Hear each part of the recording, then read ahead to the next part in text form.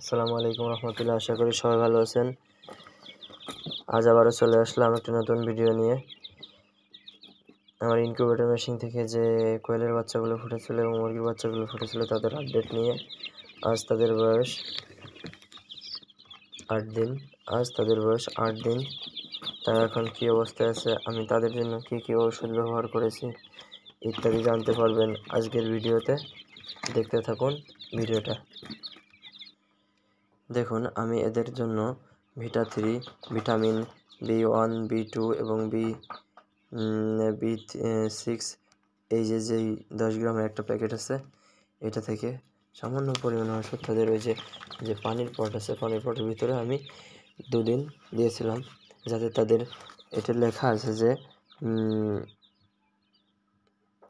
যেমন ঘাড় বাঁকা হওয়া, প্যারালাইসিস, পা এবং পায়ের নখ বাঁকা হয় ইত্যাদি বিষয়ে এটা কাজ করে থাকে। বিশেষ করে আমরা যে বিষয় ব্যবহার করে থাকি যে অনেক বাচ্চা দেখা যায় যে ঘাড় বাঁকা হয়ে যাচ্ছে, প্যারালাইসিস হয়ে যাচ্ছে, তার জন্য এই ওষুধটা ব্যবহার করা হয়।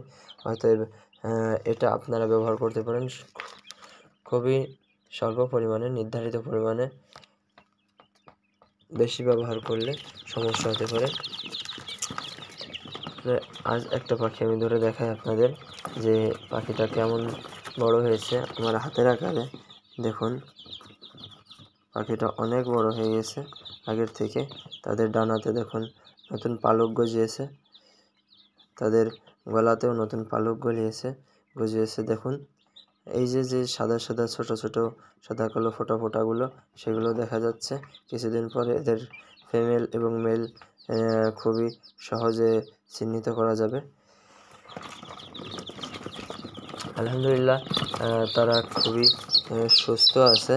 দেখুন, একটা মুরগির বাচ্চা, এরও পালক গজিয়ে গিয়েছে, খুব ডাকাডাকি করছে। এরা খুবই কিউট। আমি খুবই যত্ন নিই এদের। একটা বিষয় খেয়াল রাখবেন যে যদি কোনো কিছু আপনি শখের বিষয় বসেন, তবুও তার পিছনে সম্পূর্ণ যত্নটা নেওয়ার চেষ্টা করবেন। কারণ যত্ন না নিলে কোনো জিনিস দেখবেন ভালোভাবে আপনার সুন্দরভাবে মনের মতো হয় না। আজ আর নয়, ভিডিওটা অনেক লম্বা হয়ে যাচ্ছে। আশা করি আমার ভিডিওটা দেখে আপনাদের ভালো লাগবে। ভালো লাগলে অবশ্যই একটা লাইক, কমেন্ট এবং শেয়ার করবেন।